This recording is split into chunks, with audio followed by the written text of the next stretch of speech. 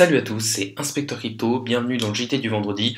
Pour les nouveaux, le JT du vendredi c'est quoi? C'est tout simplement un récapitulatif de tout ce qui s'est passé dans la semaine au niveau des nouvelles, une analyse du Bitcoin et aussi une pépite ou un bon plan que je donne souvent en fin de vidéo.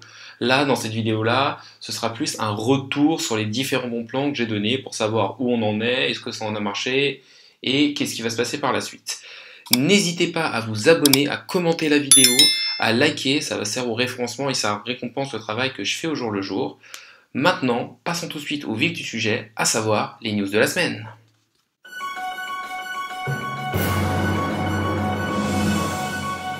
Du coup, première news de la semaine, c'est une news du 24 mai 2021, toujours via CryptoToast.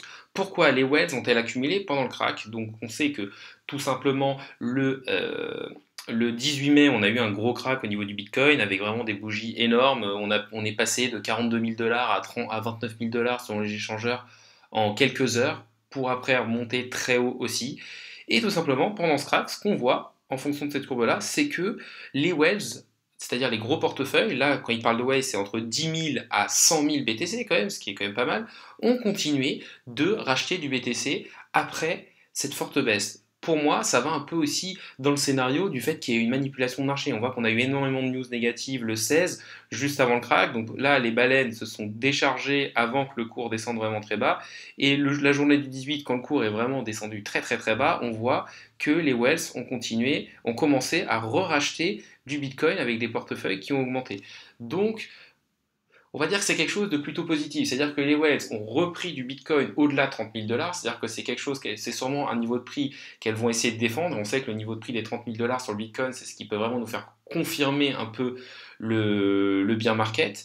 Et aussi que si elles ont accumulé là et que le fait qu'il y ait eu cette manipulation de marché, ça montre que la baisse n'était pas forcément très saine. Et donc que pour moi, on est encore en bull market et qu'on peut aller chercher bien plus haut. Un autre article assez intéressant, c'est des employés de Domino's Pizza aux Pays-Bas pourront désormais être payés en Bitcoin. Ça montre quoi? Ça montre toujours une adoption du Bitcoin et que du coup, sur le long terme, pour moi, le Bitcoin devrait aller bien plus haut que le top local qu'on a vu à 65 000 dollars. Donc pour les holders et les personnes qui sont là, pas forcément en intrinsèque, mais vraiment sur le très long terme, je pense que c'est le genre de news qui prouve que le Bitcoin se démocratise de plus en plus et qu'on va vraiment vers une adoption massive du Bitcoin, mais dans peut-être 20, 30 ans, et qu'il devrait aller beaucoup plus haut que le cours actuel. Donc, la société qui a 16 restaurants franchisés au niveau des Pays-Bas, donc pour moi ça peut être un premier test, et je trouve que c'est quelque chose de vraiment pas mal. Avoir son salaire en Bitcoin, c'est quelque chose qui va être possible. Après, est-ce que les employés vont vouloir ou pas accepter que leur salaire soit en Bitcoin? Parce que c'est vrai qu'avoir un salaire en Bitcoin, surtout en période de bear market, ça veut dire avoir un salaire qui n'est pas fixe, et en plus de ça, on ne peut pas forcément utiliser ce salaire partout. Quand l'adoption du Bitcoin sera plus massive, on pourra vraiment acheter des trucs partout avec. Par exemple, peut-être qu'un jour on pourra faire ses courses en Bitcoin. Là pour le moment, c'est pas possible ou dans très peu d'endroits. Et donc c'est quand même quelque chose qu'il faut remettre dans son contexte. C'est que oui, être payé en Bitcoin c'est bien, pendant un bull market c'est pas mal parce que ça fait que ça vous fait des salaires de plus en plus élevés. Par contre, quand vous avez des grosses corrections, quand vous avez une période de bull market, de bear market, excusez-moi, ou alors que vous n'avez pas d'endroit forcément pour revendre votre Bitcoin, c'est pas forcément la meilleure des solutions. Mais ça reste quelque chose quand même de très positif pour le Bitcoin. On va maintenant parler d'une personne qui fait beaucoup parler dans le monde du Bitcoin, que ce soit en positif ou en négatif, qui, avec son attrait pour le même du Dogecoin, a aussi énormément fait parler et énormément manipulé les cours, et qui, avec ses différents tweets, fait vraiment bouger le cours du Bitcoin et des autres crypto-monnaies. Donc tout simplement, Elon Musk, ça va un peu avec le tweet qu'il avait fait comme quoi le Bitcoin était un peu trop énergivore et pas très éco-friendly, qui du coup va s'activer pour rendre le minage de Bitcoin plus écologique. Donc pour moi, c'est quelque chose de positif. On voit que Elon Musk essaie quand même de plus en plus de montrer qu'il va dans le sens des cryptos. Et moi, ça me fait vraiment penser que ces tweets ont plus été faits pour satisfaire les actionnaires en mode un peu montrer que Tesla n'est pas trop du côté du Bitcoin, mais Elon Musk, je pense, d'un point de vue personnel, il adore les crypto-monnaies, il sait que c'est le futur, Tesla a quand même investi énormément dedans, et le fait d'essayer de rendre le minage plus écologique, ça peut être quelque chose d'intéressant. Après, pour moi, voilà, c'est surtout au niveau de la Chine qu'on a des champs de minage avec des énergies fossiles qui sont très polluantes, mais il faut savoir aussi que dans d'autres pays, les firmes de minage qui permettent de créer le Bitcoin sont beaucoup avec des énergies renouvelables, par exemple de l'énergie de barrage ou de l'énergie éolienne. Il faut savoir qu'on a beaucoup de mal à stocker ces énergies renouvelables et donc il y a une perdition qui est faite. Et c'est vrai que mettre des champs de minage, ça peut être une bonne manière d'éviter la perdition pour les entreprises, du coup de rentabiliser des champs de minage un peu plus écologiques. Et donc dans ce sens-là, pour moi, le Bitcoin a quand même un rôle à jouer et un rôle à jouer important qui pourra aussi redorer son image. Autre chose qui va dans le sens vraiment de ce qui s'est passé cette semaine et qui représente pas mal la semaine, c'est le projet Polygon Matic, du coup, qui est soutenu par un milliardaire américain, Mark Cuban, et qui va donc investir aussi dans ce projet. On peut voir que Polygon Matic, c'est la crypto-monnaie qui a le mieux résisté au crack et qui est même le mieux remonté et qui est la seule crypto-monnaie que moi je vois qui peut possiblement même aller péter son ATH malgré ce qui se passe actuellement et la peur qu'il y a sur les marchés. Donc c'est vrai que voir encore un gros acteur milliardaire et une sorte de Waze rentrer dans le marché et venir investir dans le projet Polygon Matic, c'est quelque chose de très positif qui va toujours dans ce sens où il y a plus en plus d'investisseurs qui rentrent dedans. On sait que Matic c'est un layer 2, donc c'est quelque chose de très intéressant qui permet de manière très simple, en fait, c'est le layer 2 de référence qui va permettre de donner plus de scalabilité au réseau Ethereum. Donc pour moi, en tout cas, au moins à court terme, en attendant qu'Ethereum résoudre ces problèmes de scalabilité et de frais énormes, c'est vrai que le layer 2 Polygon Matic est très intéressant. Et c'est aussi pour ça qu'il explose, il est vraiment très utilisé. Donc voilà, ça me paraissait normal de parler de Polygon Matic parce que c'est vraiment la crypto-monnaie pour moi qui est ressortie cette semaine. Une autre nouvelle du 27 mai 2021, c'est tout simplement PayPal qui autorisera les retraits de crypto-monnaies vers des portefeuilles tiers. On sait que PayPal avait dit qu'on pouvait acheter et vendre du Bitcoin sur sa plateforme. Mais en fait, on ne pouvait pas retirer ces Bitcoins de cette plateforme. Donc en fait, les utilisateurs se plaignaient de ne pas vraiment posséder de Bitcoin. En fait, ils pouvaient juste faire de l'achat-vente sur la plateforme de PayPal. Maintenant, PayPal dit que bientôt, on pourra carrément retirer les Bitcoins qu'on achètera sur la plateforme PayPal et les mettre sur un portefeuille tiers. Donc ça donne un peu plus d'indépendance aux personnes qui l'achèteront et ça rentrera un peu plus dans le délire des crypto-monnaies avec un peu plus de décentralisation. Parce que là, vraiment, de pouvoir juste acheter et vendre sur PayPal, voilà, c'était clairement très centralisé avec PayPal qui gérait tout. Là, le fait de pouvoir acheter sur PayPal, vendre sur PayPal, mais aussi retirer ces crypto-monnaies et les mettre sur un portefeuille tiers, ou aussi emmener les crypto-monnaies d'un portefeuille tiers sur PayPal, ça donne plus de décentralisation et ça va plus dans l'optique des crypto-monnaies. Donc une nouvelle plutôt sympa au niveau des crypto-monnaies, avec toujours PayPal qui est un très très gros acteur des crypto-monnaies, et ça peut se comprendre. PayPal, Visa, c'est des gros acteurs dans le domaine des paiements, et vu que les crypto-monnaies sont possiblement le futur des paiements avec le Bitcoin, mais bien d'autres crypto-monnaies, ça paraît vraiment obligatoire pour eux de s'y intéresser. On va donc maintenant passer sur l'analyse du Bitcoin. Donc tout simplement, on va commencer en daily. Donc une bougie égale un jour. Donc ce qu'on peut voir, c'est que il y avait un range entre grosso modo un range entre 48 000 et 65 000 dollars. On l'a cassé à la baisse la semaine dernière avec un gros crack qui nous a amené sur une mèche aux alentours des 29 000 dollars sur certains échangeurs. Ensuite, on l'a direct ravalé.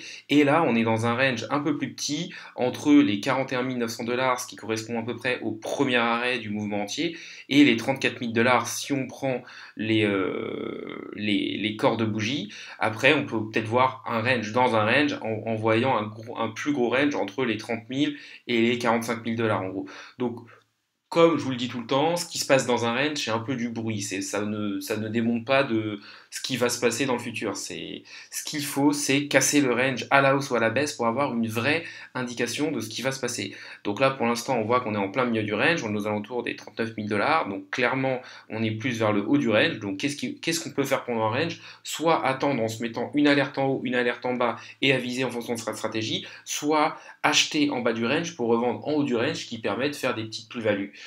Autre chose aussi, si on regarde les volumes, on voit que les volumes sont plutôt descendants sur le Bitcoin sur les derniers jours. Donc voilà, ça montre en tout cas qu'il n'y a pas une énorme force acheteuse derrière et que pour l'instant, on est vraiment dans cette consolidation, voire légère correction. Au niveau du MACD, par contre, quelque chose de pas mal, donc le MACD, ça te permet de voir en fait, ça suit le cours et ça permet de voir si on est plutôt dans une tendance baissière ou haussière. Et là, on voit que le MACD était monté très très haut quand on avait eu la forte hausse du Bitcoin. Et là, on voit qu'il était redescendu très très bas. Et en fait, là, on va bientôt cross bullish. En fait, la ligne, quand la ligne bleue passe au-dessus de la ligne orange, on est dans une tendance haussière. Et quand la ligne orange passe en dessous de la ligne bleue, c'est ce qui s'appelle un cross bearish. Et donc, on passe en tendance baissière. Donc là, tout simplement, pour l'instant, on est plutôt dans une tendance baissière. On voit la ligne bleue est en dessous de la ligne orange, mais ce qui est pas mal, c'est que là, on chutait fortement, et là, on est en train de se rapprocher du cross bullish. On sait qu'en cross bullish, souvent, ça montre qu'on va repartir dans une au moins légère tendance haussière. Et vu que c'est en daily, ça peut être pour plusieurs semaines. Donc ça pourrait être pas mal pour venir peut-être péter le haut de ce range et revenir aux alentours de la zone de rechargement de short du mouvement de baisse entre les 45 et 55 000 $. Cette zone de rechargement de short des 45 à 55 000 $ pourrait être une bonne zone pour les personnes qui, par exemple, souhaitent sortir, des crypto-monnaies ou s'alléger un peu parce que clairement leur porte-monnaie a pris beaucoup trop cher pendant la baisse. Donc soit vous pouvez vous dire on attend le haut de ce range là aux alentours des 40 000, 41 000 $ parce que forcément, si le Bitcoin monte, les autres crypto-monnaies vont monter aussi, et on se décharge petit à petit à chaque fois qu'on est en haut. Soit vous attendez carrément qu'on vienne sur la zone de rechargement de short, donc qui en fait va se situer entre les 61,8 et les 78,6 de Fibonacci de ce mouvement de baisse, entre en gros, je ne sais plus exactement quels sont les chiffres, mais les 45 000 et les 55 000 $, je crois que c'est 48 000 et 55 000 $, et là, c'est la zone idéale pour pouvoir justement se décharger de ces positions si vous ne vous sentez pas forcément très à l'aise. Au niveau du RSI, on voit qu'on est un peu au niveau de nulle part, au niveau en daily, au niveau des 38, à peu près au niveau des 40, donc clairement pour l'instant on est clairement dans la zone de neutralité. On voit que pendant la forte baisse, on était même rentré en survente. Donc le truc positif là-dessus, c'est qu'on a de la place sur une poussée. S'il y a une poussée haussière du Bitcoin, on a clairement largement la place de passer parce qu'on est très loin du surachat. Après, là, on peut voir que justement, là, pour l'instant, c'est neutre, donc il n'y a pas forcément énormément, enfin, que la force du mouvement, qu'il n'y a pas vraiment de force du mouvement, et surtout qu'il n'y a pas énormément d'intérêt, que ce soit des institutionnels, des whales ou des particuliers, pour le Bitcoin en ce moment.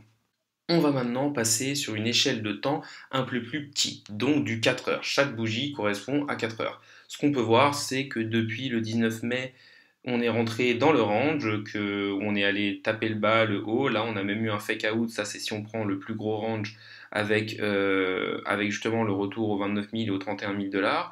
Donc déjà, ce qu'on peut voir, c'est que là, au niveau qu'on a pu faire un gros double bottom à ce niveau-là avec les deux mèches. On voit aussi qu'on est en train de faire des W, donc qui sont des figures chartistes qui sont plutôt bullish. Donc ce qu'on peut voir, c'est qu'en tout cas à court terme, on est plutôt dans quelque chose où le Bitcoin devrait réaugmenter pour venir chercher sa borne haute des 42 000 $. Après, voilà, les 42 000 $, c'est déjà la borne haute du range et en plus ça correspond à peu près au premier arrêt du mouvement tout entier. Donc clairement, ce sera une résistance, ce sera pas facile à passer. Pour moi, si on les passe, qu'on clôture au-dessus et qu'on vient même faire un pullback dessus, ce sera plutôt pas mal pour se dire on va sûrement aller chercher la zone de rechargement de short du mouvement correctif de baisse pour aller chercher entre les 48 000 et les 55 000 $, ce qui serait une très bonne zone pour soit se dire on pète les 58-59 000 $ et là clairement on repasse dans une phase très bullish et dans une tendance bullish, soit on est rejeté et on descend et là ce sera plutôt une bonne phase pour se décharger pour acheter plus bas. Dans cette partie sur les pépites de la semaine et sur les bons plans, on va pas avoir de nouveaux bons plans, mais on va plus faire un retour sur les bons plans que je vous ai déjà donnés. Premier bon plan, enfin en tout cas pour moi qui était un plutôt bon investissement, c'est le Mercant Token. Donc on va voir où en est le projet. Pour l'instant, le Mercant Token n'est pas fini, il est en phase 110 et pour l'instant le prix est de 3,20 $. Donc voilà, si vous l'aviez pris au moment de mon call, qui était aux alentours de peut-être 50 centimes ou 60 centimes, voilà, clairement, je pense que vous allez sortir en gain et assez largement. Maintenant, le truc moyen qu'ils ont fait, c'est qu'en fait, de base, le Mercant Token était censé se finir à la phase 100. Et c'est allé tellement vite qu'après la phase 100, ils n'étaient pas du tout prêts à déjà lancer, on va dire, le token. Et donc, en fait, ils ont rajouté des phases pour vraiment que ça se termine aux alentours de fin de début juin, comme c'était prévu. Il faut savoir que le listing se fera au prix de la dernière phase le 12 juin sur Uniswap. Donc pour l'instant, le listing sera donc au prix de 3,20 $. Moi, clairement, je lis aux alentours de 40 centimes. Est-ce que je vais tout vendre? Je ne pense pas. Je pense que j'essaierai de récupérer peut-être 2 ou 3 fois ma mise, parce que clairement, si ça sort à 3,20 $ et que je l'ai pris à 40 centimes, je peux quand même faire une belle culbute. Maintenant, je trouve que les prix actuels ne sont pas du tout intéressants pour rentrer. Il faut savoir que si vous rentrez à 3,20 $, vous aurez énormément de personnes, peut-être 90 ou 95% des personnes qui ont acheté moins cher que vous. Et donc, vous avez de très fortes chances de perdre de l'argent. Voilà, après, je ne suis pas conseiller en investissement financier. Si ça se peut, à son listing, il va exploser. Je crois savoir que les Chinois et les Américains ne peuvent pas rentrer sur des ICO, donc ils n'ont pas pu rentrer sur le Mercant Token. Donc peut-être que quand le Mercant Token va être lancé, il va monter à 20, 30 ou 40 dollars. Personne ne le sait, mais c'est vrai qu'avec le marché actuel où Bitcoin va moyen, où on va plus peut-être rentrer dans un range pendant l'été, je ne pense pas qu'il explose. Il va peut-être monter à 5-6 dollars, mais pour moi, vous prendrez beaucoup de risques pour peu de gains en rentrant sur le Mercant Token à 3,20 $. Après, rien ne vous empêche de rentrer. Ce qui est plutôt positif pour les personnes qui sont entrées avant aussi, c'est que les phases, en fait, sont de plus en plus grandes. Là, on voit que cette phase-là, pour la remplir, il faut 2 millions, quasiment 2,5 millions. Alors que moi, au moment où je suis rentré, c'était des phases de 200 000. Donc les personnes qui sont rentrées dans les, on va dire, 50 ou 60 premières phases vont peut-être être dans les 25% ou 20% de personnes qui auront acheté au prix le plus bas. Donc en tout cas, est-ce que c'était une bonne idée de rentrer? Pour moi, oui. Est-ce que c'est un scam? Pas du tout. Clairement, l'entreprise qui est derrière est quand même une sacrée grosse entreprise. Sur le site direct de l'entreprise, on a accès au lien Mercant Token. Moi, je pense qu'ils ont juste un peu déconné à rajouter des phases, mais d'un autre côté, pour les personnes qui ont investi tôt, pour moi, c'est encore plus un signe qu'il y aura des gains à se faire au moins au listing. Pour le deuxième bon plan de la semaine, je vais vous parler tout simplement du airdrop qu'il y a eu sur Solanium. Donc clairement, vous pouvez retourner sur le site solanium.io et connecter votre wallet et voir combien vous avez eu de tickets, et chaque ticket, vous avez donné le droit à un certain nombre de Solanium gratuits. Donc il faut savoir qu'il y a eu énormément de personnes qui ont participé à cet airdrop et qu'il n'y avait que 1 million de tokens qui étaient distribués. Donc voilà, il n'y a pas eu un airdrop monstrueux. Après, voilà, c'est quand même quelque chose de gratuit, vous pouvez récupérer. Et pour moi, c'est quelque chose de plutôt intéressant, en plus qui sera utilisé possiblement pour lancer des projets sur Solanium, un peu dans le style de Polka Starter. Maintenant, vous pouvez aussi directement les échanger. Vous allez juste aller sur Radium et Radium, en fait, ça va vous permettre de faire un swap entre des Solanium et par exemple des Radium pour directement les obtenir dans des crypto-monnaies qui sont tradables et récupérer de l'argent dessus. Donc voilà, c'était juste pour vous faire un petit retour dessus. Je pense que vous n'avez pas, si vous n'avez eu que un ou deux tickets, vous n'avez pas forcément une énorme somme, mais c'est toujours ça de prix. Et surtout, c'était gratuit, ça ne demandait pas énormément d'investissement de votre part. Un petit retour maintenant sur le Student Coin. Donc voilà, le Student Coin a été lancé, il a été listé sur plusieurs échangeurs. Clairement, si vous l'avez vendu, on va aller voir son cours. Si vous l'avez vendu pendant les listings et avant le crash du Bitcoin, vous avez pu le vendre jusqu'à 0,06, donc faire environ du x3 ou du x4 par rapport à son cours. Pas quelque chose d'extraordinaire, mais c'était toujours ça de prix. Sinon, ils ont mis en place du staking. En fait, le staking va vous permettre de gagner des student coins en plus. Je crois qu'en fonction, il y a des blocages entre 1 mois, 6 mois, 3 mois et 6 mois. En fonction du blocage que vous allez faire, vous allez avoir un rendement annuel, un API plus ou moins gros. Je crois que ça va entre 5 et 15%. Et en plus de ça, ça va vous permettre de pouvoir accéder à des airdrops. En fait, ils vont lancer des nouveaux tokens sur le site Student Coin et en participant en stakant vos student coins, vous allez pouvoir donc avoir de ces nouveaux tokens de manière gratuite. C'est quelque chose qui est plutôt intéressant. Pour moi, tant que le cours du student coin n'explose pas ou ne monte pas, j'ai clairement prévu de les garder, de les staker et du coup d'accumuler plus de student coins et en plus de ça, grâce au stacking, d'avoir des possibles airdrops. Je crois qu'il y en aura à peu près 2 par mois, donc 2 fois par mois, en fonction de combien aussi de student coins vous stakez, vous allez pouvoir avoir des tokens gratuits. Est-ce qu'ils vont exploser pendant ce bull market? Peut-être pas, mais pour moi, ça peut être un bon moyen d'accumuler des cryptos pour possiblement le bull market dans 3-4 ans avec des nouveaux projets qui vont sortir sur Studentcoin et qui feront peut-être un x50 ou x100 dans le prochain bull market. Personne ne sait, mais en tout cas, moi je trouve que l'écosystème s'est pas mal développé et que le projet est intéressant. Le JT du vendredi est donc maintenant fini.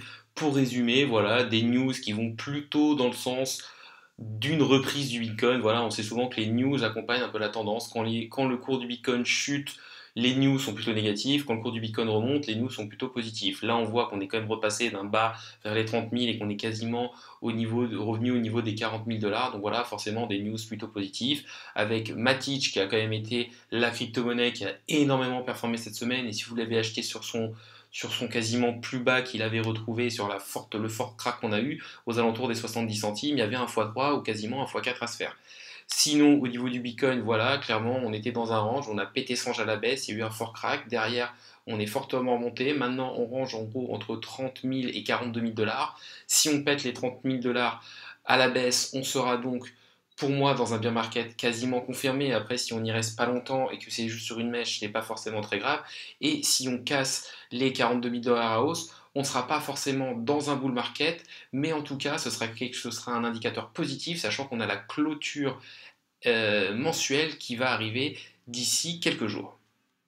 N'hésitez pas non plus à vous abonner, à liker la vidéo, à commenter, même un commentaire juste de référencement, ça aide le travail que je fais au jour le jour, ça aide à aussi ce que les vidéos soient vues.